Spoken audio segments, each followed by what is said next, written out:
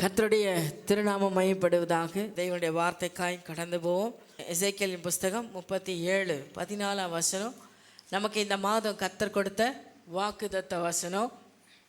என் ஆவியை உங்களுக்குள் வைப்பேன், நீங்கள் உயிரடைவீர்கள்.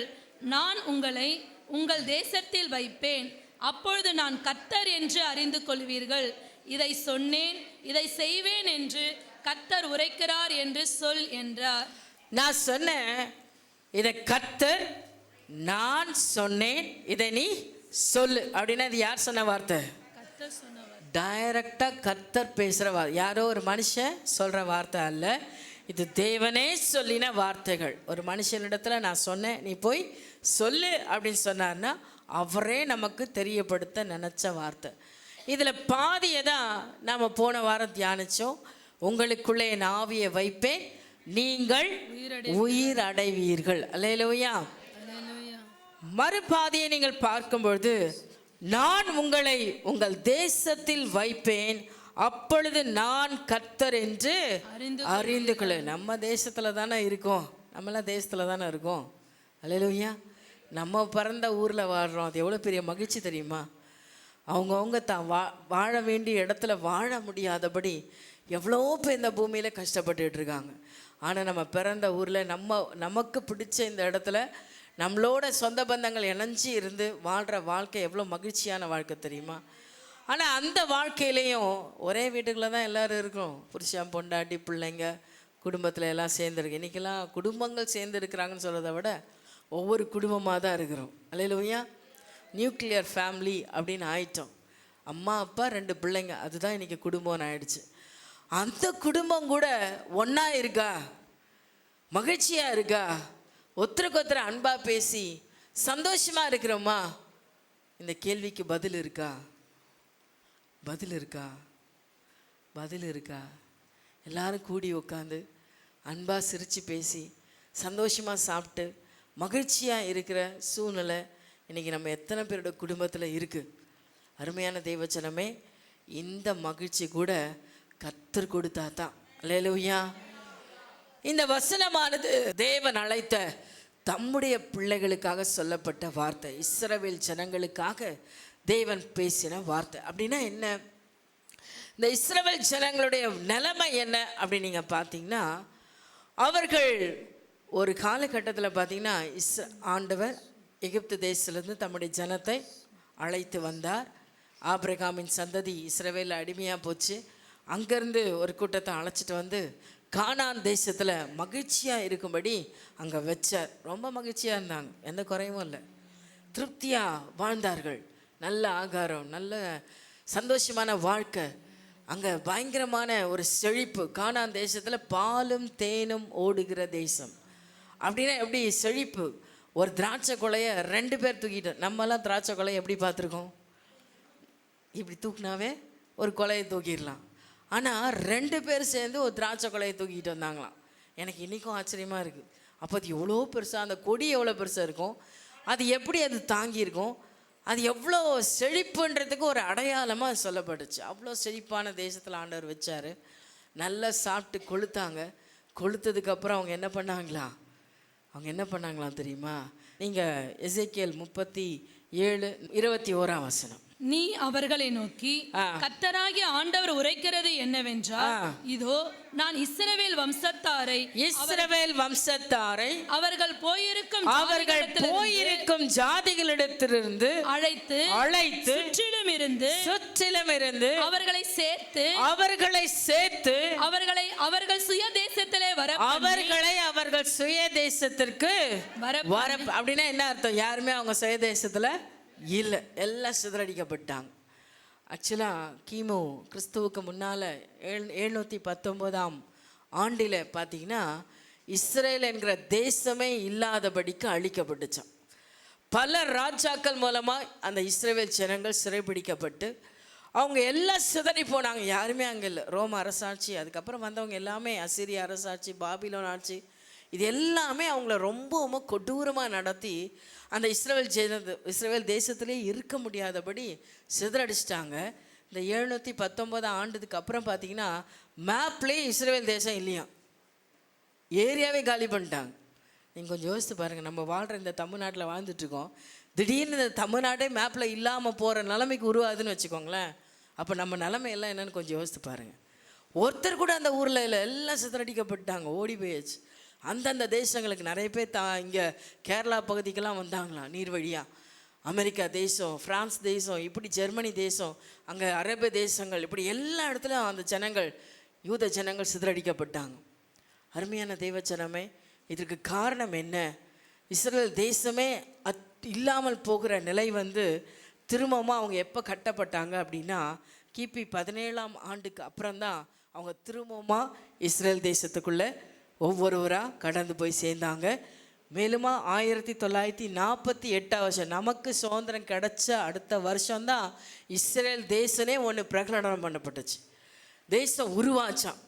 நம்ம வந்ததுக்கு அப்புறம் தான் இஸ்ரேல் தேசம் என்பதே உருவாச்சு. அது வரையிலும் இஸ்ரேல் தேசம் என்பதே ஒன்று இல்லாத ஒரு நிலையில் காணப்பட்டது. அதுக்கப்புறம் தான் அது ஒரு அரசாங்கமாக உருவாச்சு. எல்லா காரியமும் அதில் உருவாக ஆரம்பிச்சது.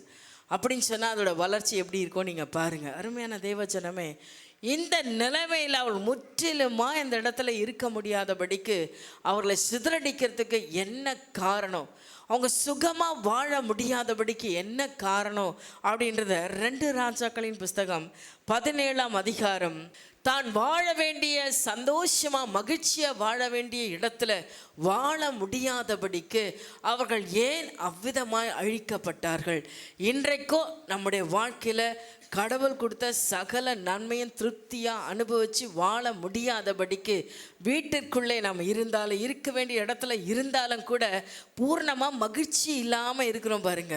அதுக்கு என்ன காரணன்றதை இன்னைக்கு நம்ம கண்டுபிடிச்சுக்கணும். வாசிங்க 7ஆம் வசனத்தை வாசிங்க. எகிப்தின் ராஜாவாகிய பார்வோனுடைய கையின் கீழ் இருந்த தங்களை எகிப்து தேசத்திலிருந்து வரப்பண்ணின தங்கள் தேவனாகிய கர்த்தருக்கு விரோதமாக இஸ்ரவேல் புத்திரர் பாவம் செய்து அந்நிய தேவர்களுக்கு பயந்து நடந்து என்ன பண்ணாங்களா? அவங்க முதல் செய்த பாவம் என்ன? அவங்க சிதறடிக்கப்பட்டதற்கு முதல் காரணம் என்னவென்று சொன்னால், அந்நிய தேவர்களை என்ன பண்ணாங்க? பயந்து நடந்து. கர்த்தருக்கு பயப்பட வேண்டிய ஜனங்க, தேவனுக்கு பயந்து வாழ வேண்டியவங்க யாருக்கு பயந்தாங்க? அந்நிய தெய்வங்களுக்கு பயந்து வாழ்ந்தார்களாம். அந்நிய தெய்வங்களை அவர்கள் அதற்கு பயந்து, அதற்கு பலியிட்டு, அதுக்கு தூபம் காட்டி, அதற்கு செய்ய வேண்டிய காரியங்கள் எல்லாம் செய்தாங்களாம். அல்லேலூயா. நல்லா சத்தமாக சொல்லுங்களேன். அருமையான தேவச்சனமே, ஆண்டவர் முதல் அருவருக்கிற பாவம் என்ன அப்படின்னா, யாத்ராமத்தின் புஸ்தகம் 20ஆம் அதிகாரம் 3ஆம் வசனத்தை நீங்க வாசிப்பீங்க அப்படின்னா, என்னை அன்றி உனக்கு வேறே தேவர்கள் உண்டாயிருக்க வேண்டாம். அப்படின்னா என்ன அர்த்தம்? உண்டாயிருக்க வேண்டாம்னா என்ன அர்த்தம்? நோ, அவ்வளோதான். No option. இதுவா அதுவா, இல்லை பரவாயில்ல கொஞ்சம் அட்ஜஸ்ட் பண்ணிக்கிறேன், அதெல்லாம் கிடையாது. நோ தான், ஒரே பதில் நோ தான். என்னை அன்றி வேறே தேவர்கள் உனக்கு உண்டாயிருக்க வேண்டாம். அல்லேலூயா. நம்ம எல்லாம் விக்கிரங்களை விட்டுட்டு மனம் திரும்பி அநேகர் வந்திருக்கிறோம், ரொம்ப சந்தோஷம். ஆனால் வந்த எத்தனை பேர் வீட்டில் இன்னும் விக்கிரகம் இருக்குது தெரியுமா? விக்கிரகம் இருக்கா? பையில், கேலண்டரில், நல்ல விலையேற பெற்ற பொருளில், ஃபேஷன் திங்ஸில், லைட்டில், உங்களுக்கு கிஃப்ட் வந்த பொருட்களில், இது ரொம்ப விலையேற பெற்றதுங்க, ரொம்ப காஸ்ட்லி, இது எப்படி தூக்கி போடுறது? அல்லேலூயா. பரிசுத்தம் இருக்கிற இடத்துல அசுத்தம் என்ன பண்ண முடியாது? இருக்க முடியாது. விக்கிரகம் தானே, அது ஒரு பொம்மை தானே, அது ஒரு ஃபோட்டோ தானே அப்படின்னு நீங்களும் நானும் நினச்சிக்கலாம். ஆனால் ஆண்டவர் அதை எப்படி பார்க்குறாரு தெரியுமா? மல ஜலாதின்னு சொல்கிறார். மல ஜலாதி என்னன்னா ஹியூமன் வேஸ்ட். ஆமாம், அல்லேலூயா. தேவன் அதை மல ஜலாதின்னு தான் சொல்கிறார். இந்த விக்கிரகத்தை பார்த்த உடனே ஒரு வெறி வரணும், ஒரு எரிச்சல் வரணும், ஒரு கோபம் வரணும், ஒரு அதை அசிங்கமாக நினைக்கிற ஒரு குணம் உங்களுக்குள்ளே வரணும். அது வரலன்னா இன்னும் ஆவியான உங்களுக்குள்ளே இல்லை அப்படின்றத அர்த்தம். அதுவும் பரவாயில்ல, அட்ஜஸ்ட் பண்ணிக்கலாம், இருக்கட்டும், அதுவும் இருக்கட்டும் அப்படின்னு நீங்கள் நினச்சிங்கன்னா அசுத்தத்தோடு தேவன் சம்பந்தம் கலக்கவே மாட்டார். பரிசுத்தமான தேவன் அவர். அவர் பரிசுத்தமான தேவன். அவரை போல பரிசுத்தத்தை டீச் பண்ண இந்த உலகத்தில் எந்த தெய்வமும் கிடையாதுங்க. அவ்வளோ சுத்தத்தை பார்க்கிற தேவன் அவர். சுத்த கண்ணர். அவர் பாவம் பாராத சுத்த கண்ணர். அவரிடத்துல சின்ன அக்கிரமமும் கிடையாது. அவர் சுத்தமுள்ள தேவன், பரிசுத்தர். உங்கள் காது தோட்டில், உங்கள் மூக்குத்தியில், உங்கள் தாலியில், எங்கெங்கே இருக்க போடுற பேங்கில், போடக்கூடிய காப்பில் எங்கே இருக்குன்னு பாருங்கள். எல்லாத்தையும் தூக்கிடுங்க. உங்கள் சரீரத்துலேயோ உங்கள் ஆவிக்குள்ளேயோ அது என்ன பண்ணக்கூடாது, இருக்கவே கூடாது.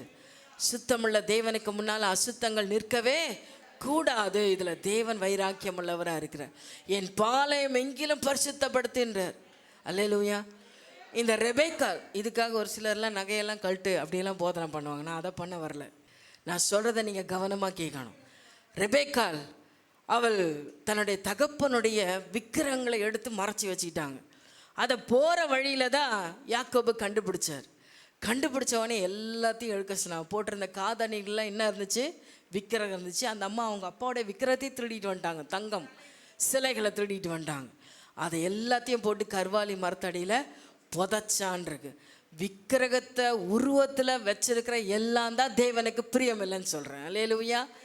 நீங்கள் போட்டிருக்கிற தங்கம் அதை என்ன பண்ணுங்க அப்படின்னு சொன்னால் கடையில் போட்டு மாற்றிடுங்க. அல்லேலூயா. பொண்ணையும் வெள்ளையும் வாங்கி அவர் வாழ வேண்டிய அவசியம் இல்லை. அவருக்கு உங்கள் பொண்ணை வெளியும் தேவையில்லைங்க. உங்கள் பரிசுத்தம் அவருக்கு தேவை. உங்கள் சுத்திகரிக்கப்பட்ட ஆத்துமா அவருக்கு தேவை. சுத்தமுள்ள இருதயம் தேவை. விக்கிரத்தோட அட்ஜஸ்ட் பண்ணி போகிற வாழ்க்கை அவருக்கு பிடிக்கவே பிடிக்காது. அல்லேலூயா சொல்லுங்க. அல்லேலூயா சொல்லுங்க. அருமையான தேவச்சனமே, நாம் அநேகர் தேவனை ஏற்றுக்கொண்டு வந்தாலும் இன்னும் நம்முடைய சரௌண்டிங்கெல்லாம் எப்படி தான் இருக்கிறாங்க, விக்கிரகத்தை ஆராதிக்கிற மக்களாக தான் இருக்காங்க. கர்த்தர் பரிசுத்தர், ஆகையினால நீங்களும் பரிசுத்தராயிருங்கள் என்று கர்த்தர் சொல்லுகிறார். ஆவியானவர் உங்களுக்குள்ளே இருப்பார். ஆனால் சும்மா மனுஷ வேஷம் தெரிக்காதீங்க.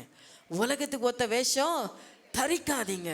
உலகத்தாரை போல நீங்களும் நானும் இருக்கக்கூடாது. தெய்வச்சனமே, அருமையான தேவச்சனம், தேவனுக்கு ஏற்ற பிள்ளைகளா இந்த உலகத்தில் வாழ வைராக்கியம் கொள்ளுங்க.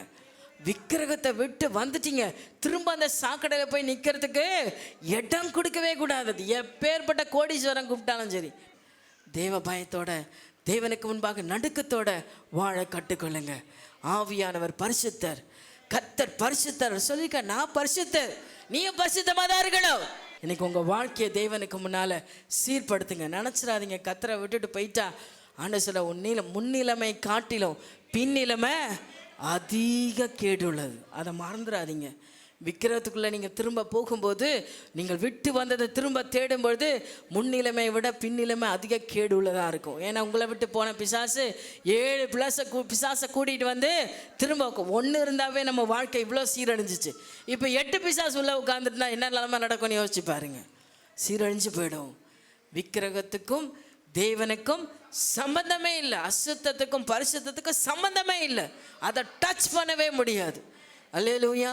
இதில் ரொம்ப கவனமா இருங்க தேவச்சனமே. 2வது, இஸ்ரவேல் ஜனங்கள் செய்த பாவம் என்ன அவசரம்? செய்யத்தகாத காரியங்களை இஸ்ரவேல் புத்திரர் தங்கள் தேவனாகிய கர்த்தருக்கு விரோதமாக ரகசியத்தில் செய்ததும் அன்றி என்ன செய்தாங்களா? ரகசியமா செஞ்சாங்களாம். ரகசியத்தில் செய்ததும் அன்றி காவல் காக்கிற கோபுரங்கள் தொடங்கி அரணான பட்டணங்கள் மட்டுமுள்ள தங்கள் ஊர்களில் எல்லாம் தங்களுக்கு மேடைகளையும் கட்டி உயரமான சகல மேட்டின் மேலும் பச்சையான சகல மரத்தின் கீழும் தங்களுக்கு சிலைகளையும் விக்கிரக தோப்புகளையும் நிறுத்தி கர்த்தர் தங்களை விட்டு குடி விலக்கின ஜாதிகளைப் போல சகல மேடைகளிலும் தூபம் காட்டி கர்த்தருக்கு கோபம் உண்டாக்க துர்க்கிரியைகளை செய்து இப்படி செய்யத்தகாது என்று கர்த்தர் தங்களுக்கு சொல்லி இருந்தோம் நரகலான விக்கிரகங்களை சேவித்து வந்தார். ரகசியமா செஞ்சாங்கன்னு இருக்கு. இஸ்ரவேல் ஜனங்க ரகசியமா பாவங்களை செஞ்சாங்களாம். தேவனுக்கு விரோதமாக ரகசிய கிரியைகளை நடத்தினாங்க. இந்த விக்கிரக ஜனங்களோட சேர்க்கும்போது தேவ ஜனமே நீங்கள் எச்சரிப்பாக இருக்கணும். நீங்கள் நல்லவங்க தான், உங்களோட பழகிற உறவுக்காரங்களும் நண்பர்களும் நல்லவங்க தான். ஆனால் அந்த விக்கிரக ஆவி ஒன்று அவங்களுக்குள்ளே உட்காந்துருக்கு பார்த்தீங்களா, அது உங்களை தந்திரமாக என்ன பண்ணும், கொண்டு போய் பாவத்தில் அழிச்சிடும். வா மச்சான், ஒரே ஒரு பெக்கு, நம்ம ஜாலியாக கொஞ்ச நேரம் ஒரே நாள் அப்படி சொல்லி ஒரு நாள் தான் அவர் உங்களுக்கு ஊற்றுவார். ரெண்டாவது நாள் நீங்கள் என்ன பண்ணுவீங்க, நீங்களே தேடி போயிடுவீங்க. அல்லேலூயா.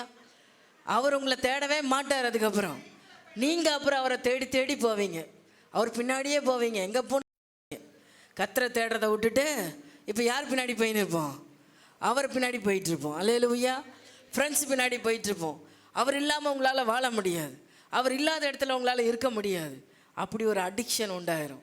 ரகசியமாக எங்கெங்கே பிசாசு உங்களுக்கு வலை விரிச்சு வச்சிருக்கிறான்றது உங்களால் புரிஞ்சிக்க முடியாது. தெய்வ ஜனமே, எந்த இடத்துல உங்களுக்கு வலை பின்னப்பட்டிருக்கிறத தெரிஞ்சுக்கணும், உணரணும். அதுக்கு தான் ஆவியானவர் உங்களுக்கு அவருடைய ஆவியை உங்களுக்குள்ளே வைப்பார். அல்லேலூயா. அவருடைய ஆவியை உங்களுக்குள்ளே வைக்கிறதுக்கு நீங்கள் இடம் கொடுத்தா எங்கே வலை இருக்குன்னு உங்களால் கண்டுபிடிச்சிக்க முடியும். இவன் அன்பாக பேசுகிறான், ஆசையாக என்னை கூப்பிடுறாங்க அப்படின்னு போனீங்கன்னா அங்கே ஒரு பெரிய வலை உங்களுக்கு இருக்கும். அல்லேலூயா. சிக்கிட்டிங்கன்னா வெளியே வர்றது ரொம்ப கஷ்டம். சிக்காத முன்னாடி உங்களை நீங்கள் நம்மை காத்துக்கொள்ள வேண்டும். அல்லேலூயா. ஒவ்வொருவரும் தங்களை காத்துக்கொள்ள ரகசியமான கிரியைகள், ரகசியமான கிரியைகள். இது அதிகமாக எனக்கு விளக்கம் சொல்ல எனக்கு இஷ்டம் இல்லை. மனுஷனுக்கு தெரியக்கூடாது அப்படின்னு நீங்கள் எல்லாம் செய்கிறீங்களோ அது எல்லாமே ரகசிய பாவம் தான். அல்லேலூயா. உங்கள் கூட இருக்கிறவங்களுக்கு, உங்கள் மனைவிக்கு, உங்கள் புருஷனுக்கு, உங்கள் பிள்ளைங்களுக்கு தெரியக்கூடாது அப்படின்னு ரகசியமாக என்னென்ன செய்கிறீங்களோ அது எல்லாமே தேவனுக்கு முன்னால் அசுத்தமான பாவம். அல்லேலூயா சொல்லுங்கள். அல்லேலூயா. அப்படின்னா எங்கள் வீட்டில் நாங்கள் எல்லாரும் டிவி போட்டு எல்லாரும் உட்காந்து சினிமா பார்க்குறோம், இது ரகசியமாக செய்கிற பாவம் இல்லையே, பகிரங்கமாக செய்கிறோம், இது பாவமே இல்லைங்க அப்படின்னு சொல்லாமா? சீரியல் பார்க்குறோம், பாவமா? பாவம்தான். அப்போ பாவம்தான். அல்லேலூயா. கர்த்தர் பார்த்துனுங்கிறாரு, நான் பார்க்கல, யார் போனீங்கன்னு எனக்கு தெரியாது, ஆனால் கர்த்தர் பார்த்துனுங்கிறாரு. எங்கெங்கே என்ன செய்கிறோம், எப்படி செய்கிறோம், குடும்பமாக போனாலும் பாவம்தான், தனியாக போய் பண்ணாலும் பாவம்தான். அல்லேலூயா. பிள்ளைங்களோடு சேர்ந்து பண்ணாலும் பிள்ளையும் சேர்த்து என்ன பண்ணுற, பாவம் செய்ய வைக்கிற. அல்லேலூயா. வேதத்தில் யாத்ராமதி புஸ்தகம் 20ஆம் அதிகாரத்தில் சொல்லப்பட்டிருக்கு, நீங்கள் வாசிங்க. மேலே வானத்திலும் கீழே பூமியிலும் பூமியின் கீழ் தண்ணீரிலும் உண்டாயிருக்கிறவளுக்கு ஒப்பாய் வானத்துல ஒரு சொரூபத்தையாகிலும் யாதொரு விக்கிரகத்தையாகிலும் எந்த சொரூபத்தை நீங்க உண்டாக்க கூடாது. இன்னைக்கு நிறைய வீடுகளில் பார்த்தீங்கன்னா அந்த பித்தளையில நட்சத்திரம் போட்டு அதை வாங்கி வச்சுக்கிறாங்க. இதை பார்த்தா அவங்களுக்கு ஆசீர்வாதம் வந்துருமா. இது எங்க இந்துக்கள் வீட்டில் இல்லை, கிறிஸ்தவங்க வீட்டில் இருக்கு. அல்லேலூயா சொல்லுங்க. அது கீழே கர்த்தர் உன்னை ஆசீர்வதிப்பார்னு வசனம் வேற, மேலே அந்த போர்டு கீழே என்ன இருக்கு, கர்த்தர் என் வீட்டை ஆசீர்வதிப்பார். எங்கே ஆசீர்வதிப்பார்? இப்படி அநேக அநியாயங்கள் எங்கே நடக்குதுன்னு நம்ம வீடுகளில் நடக்குது. அதெல்லாம் நம்ம இன்றைக்கி என்ன பண்ணோம், சுத்திகரிக்கணும். எங்கெங்கே எந்தெந்த அசுத்தம் இருக்கோ, எந்த உருவத்தில் ஏசப்பா ஃபோட்டோ வச்சுட்டு மாலை போட்டு பார்க்குறலாம் ஆள் இருக்குது, பூஜை பண்ணிக்கிட்டு இருக்கு. ஏசப்பா ஃபோட்டோ வச்சுட்டு அதுக்கு லைட்டு போட்டு அதுக்கு மாலை போட்டுக்கிட்டு இருக்கு. அல்லேலூயா சொல்லுங்க. இது எங்கே நடக்குதுன்னு கேட்குறீங்களா? நம்ம வீடுகளில் தான் நடக்குது. அல்லேலூயா. நீங்கள் விக்கிரகத்தை, அதாவது மிருகத்தையோ இல்லை பிசாசின் எங்கன்னா போட்டு பார்த்தீங்களா? ஏசப்பா அப்படி இருந்தார், அப்புறம் எந்த உருவத்தை வச்சுக்கிறீங்க? அவர் வார்த்தையாக இருந்தார், அவர் வல்லமையாக இருக்கிறார், அவர் ஆவியாக இருக்கிறார், அவருக்கு உருவமே கிடையாதுன்னு வேதம் சொல்லுது. அல்லேலூயா. நீ அவைகளை நமஸ்கரிக்கவும் சேவிக்கவும் வேண்டாம், அவைகளை சேவிக்கவும் வேண்டாம். உன் தேவனாகிய கர்த்தராய் இருக்கிற நான் எரிச்சலுள்ள தேவனாய் இருந்து கவனிங்க எரிச்சலுள்ள தேவனாய் இருந்து என்னை பகைக்கிறவர்களை குறித்து நீங்க இதெல்லாம் செஞ்சீங்கன்னா என்ன பண்றீங்க? அவருடைய பிள்ளையா இருந்தாலும் அவரை நீங்க பகைக்கிறீங்க. நிறைய பேர் பெத்த அப்பா அம்மாவே பகைச்சிட்டு இருப்பாங்க, பார்த்துருக்கீங்களா? பெற்றவங்க தான், ஆனால் அப்பா அம்மாவே பிடிக்காது. அந்த ரத்தத்தில் தானே உன் உடம்புல ஓடுது, அவங்க போட்ட சோத்தில் தானே உன் உடம்பு வளர்ந்துருக்கு, அவங்க போட்ட எல்லாத்தையும் தின்னுட்டு தானே இவ்வளோ பெரிய உடம்பை வளர்த்து இவ்வளோ சம்பாதிக்கிறோம். ஆனால் அந்த அம்மா அப்பாவை மதிக்கிறது கிடையாது, அந்த அப்பா மேலே அன்பு கிடையாது. நீ யாரோ நான் யாரோ, எப்படி இருப்ப நீ? இன்னைக்கு நீயும் பிள்ளை பெற்று வளர்க்குறல்ல, அந்த பிள்ளை உன்னை நாளைக்கு மதிக்குமா? நீ உன் தகப்பனையும் தாயும் கனம் பண்ணாதான் வேதம் சொல்லுது, உன் தாயும் தகப்பனையும் நீ கனம் பண்ணணும். எதுக்கு தெரியுமா? உன் ஆயுசு நாட்கள் நீடித்திருப்பதற்கு உன் தாயையும் உன் தகப்பனையும் கனம் பண்ணு. நான் இன்னைக்கு சொல்கிறேன் பாருங்க, வசனம் உண்மை உள்ளது, பொய் இல்லை. உங்கள் ஆயுசு நீடிச்சு இருக்கணும்னா உங்கள் தாயும் தகப்பனை என்ன பண்ணுங்க? கனம் பண்ணுங்க. அவங்கள உதாசீனம் பண்ணாதீங்க, அவங்கள தூக்கி எறியாதீங்க, அவங்கள கேவலமாக நடத்தாதீங்க, அவங்கள வேற்று மனுஷனாக பார்க்காதீங்க. அது உங்கள் வாழ்நாட்களை குறைச்சிரும், உங்கள் ஆயுசு நாட்களையும் குறைச்சிரும். அல்லேலூயா. மனைவிமார்களுக்கு நான் சொல்கிறேன், உங்கள் புருஷன்மாருடைய தாய் தகப்பனை கனம் பண்ணுங்க. கணவன்மாருக்கு சொல்கிறேன், உங்கள் மனைவியோட தாய் தகப்பனை கனம் பண்ணுங்க. எல்லாரும் பெற்றவங்க தான், உங்களை பெற்றவங்க அவங்கள பெற்றவங்க எல்லாரும் தாய் தகப்பன் ஸ்தானம் தான். அல்லேலூயா, அல்லேலூயா.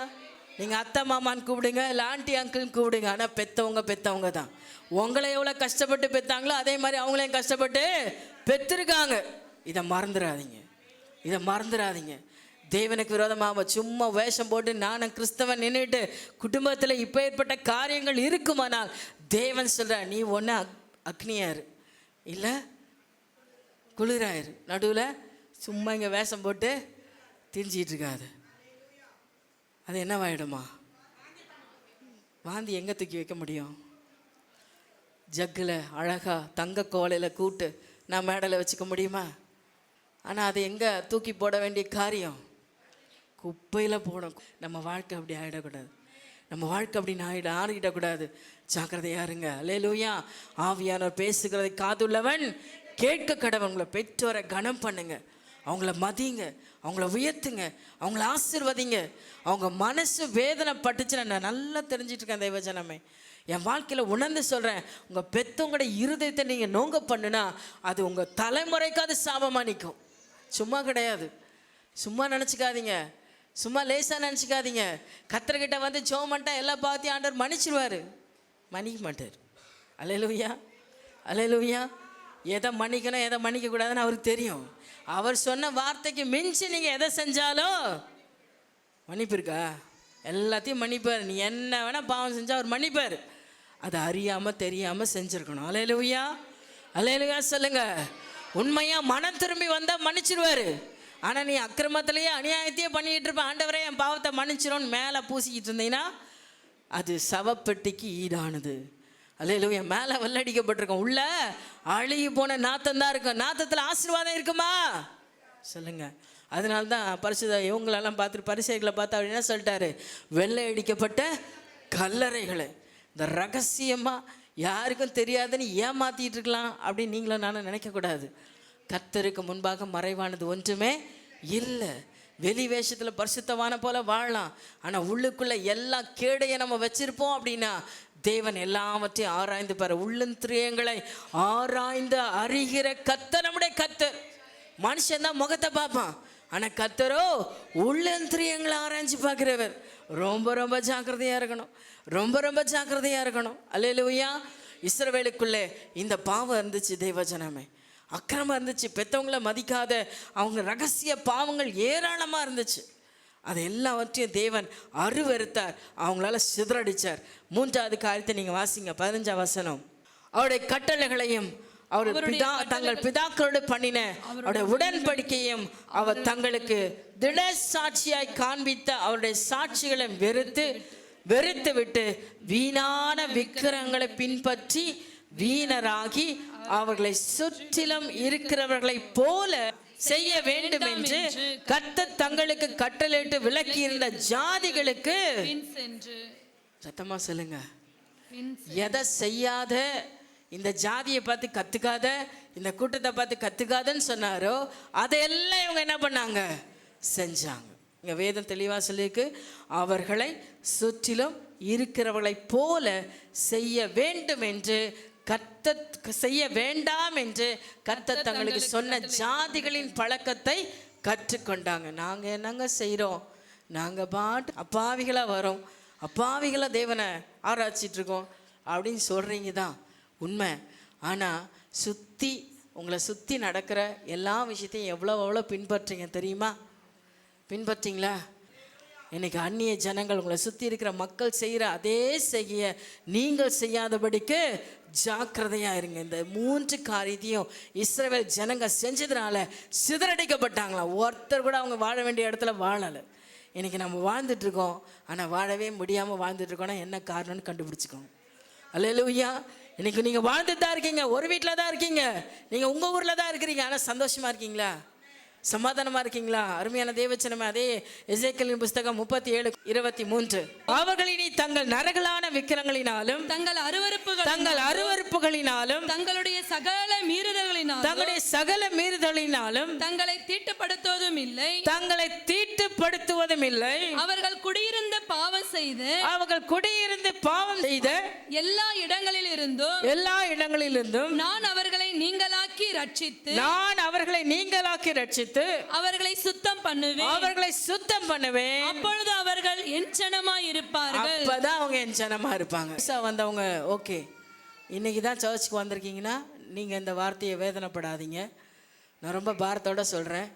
20 வருஷம் விசுவாசி, 30 வருஷம் விசுவாசி, அதுக்கப்புறம் ரட்சிக்கப்பட்டு 10 வருஷம் 5 வருஷம் ஆனால் கூட பரவாயில்ல. எல்லாருக்கும் ஒன்று சொல்கிறேன். காலையில் சொன்னோடனே ஒரு அம்மா பொட்டை எடுத்துட்டாங்க. அவங்க தயவு செய்து நீங்கள் எல்லாம் ஏசப்பாவோட பிள்ளைங்க தானே, இப்போ உங்களோட தலைமுறையே ஏசப்பாவை ஏற்றுட்டுச்சு. ஆமீன். அதுக்கப்புறம் எதுக்கு நெத்தியில் பொட்டு? இன்னும் ரொம்ப வேதனையான விஷயம்னா, கணவன் இல்லை, அப்புறம் பொட்டு வைக்க வேண்டிய வழக்கம் யாருக்கே இல்லை. புறஜாதி மக்களுக்குள்ளே வழக்கம் இல்லை, ஆனால் நம்ம மக்கள் வச்சுட்டு வருது. எந்த விதத்தில் உங்களை காப்பாற்றுறதுன்னு எனக்கு புரியலை. ஏன் பொட்டு வைக்கக்கூடாதுன்னு சொல்கிறேன் அப்படின்னா, என் நாமத்தை உங்கள் நெற்றியில் எழுதி இருக்கேன்னு ஆண்டவர் சொல்கிறார். ஏம்மா பொட்டு வைக்கல? அப்போ என்ன சொல்வீங்க? நான் ஏசப்பா பிள்ளை ஆயிட்டேன். இன்னும் அந்த விக்கிரத்தோட தான் ஒட்டி உறவாடிக்கிட்டு இருக்கீங்க, இன்னும் அந்த விக்கிரத்தில் தான் வாழ்ந்துட்டு இருக்கீங்க. அந்த அசுத்தம் உங்களை என்ன பண்ணோம்? சாபத்தீடாக்கிட்டு இருக்கோம். இன்னும் உங்களை நிறைவாக வாழ பண்ணவே பண்ணாது. இன்னும் எங்கேயோ ஒரு குறைவு உங்களுக்கு இருந்துகிட்டே இருக்கும், உங்களை ஃபாலோ பண்ணிகிட்டே இருக்கும். இன்னும் வேதனையோடு தான் உங்கள் வாழ்க்கை இருக்கும். இன்றைக்கி மாற்றிக்கொள்ளுங்க தெய்வச்சனமே. எல்லாத்தையும் தூக்கி எறிங்க. கர்த்தருக்கு பரிசுத்தம் பண்ணுங்க, கர்த்தருக்கு பரிசுத்தம் பண்ணுங்க. இது பரிசுத்தமாகிற நாள். அவர் பரிசுத்தர், அவர் பரிசுத்தமாக உங்களுக்குள்ள வாசம் பண்ண விரும்புகிறார். நான் பார்த்துட்டேன். விக்கிரத்தோட ஒட்டி வாழ்கிறவங்களுக்கு கன நித்திரையின் ஆவி பிடிச்சிருக்கோம். சத்தியம் ஒன்று கூட காதுக்குள்ளே போகவே போகாது. நீங்கள் திரும்ப திரும்ப அதே சாக்கடையில் தான் வாழ்ந்துக்கிட்டு இருப்பீங்க. அல்லேலூயா. இன்னைக்கு விட்டு மனம் திரும்புங்க. தேவன் உங்களுக்கு எச்சரித்து சொல்லுகிற வார்த்தையை கவனித்து கேட்டு ஒப்புக்கொடுங்க தேவச்சனமே. இன்னைக்கு இஸ்ரவேல் செய்தது போல நீங்களும் நானும் செய்யக்கூடாது. தேவனுக்கு பரிசுத்தமுள்ள ஜாதியா வாழணும். அவங்க திரும்ப மனம் திரும்பினதுக்கு அப்புறம் தான் திரும்ப இஸ்ரவேல் தேசம் உண்டாயிடுச்சு. இன்னைக்கு உங்கள் வாழ்க்கை கட்டப்படணும், நீங்கள் மகிழ்ச்சியாக இருக்கணும், உங்கள் குடும்பத்தோட சந்தோஷமாக இருக்கணும், திருப்தியாக இருக்கணும்னா இந்த காரியத்தை செய்யுங்க. 26ஆம் வசனம் சொல்லுது, நான் அவர்களோட சமாதான உடன்படிக்கை செய்வேன், அது அவர்களுக்கு நித்திய உடன்படிக்கையாக இருக்கும். நான் அவர்களை நிலைப்படுத்தி அவர்களை வர்த்திக்க பண்ணி அவர் நடுவிலே என் பரிசுத்த ஸ்தலத்தை என்றென்றைக்கும் ஸ்தாபிப்பேன். அவர் உங்க கூடவே இருப்பார். எப்ப தெரியுமா?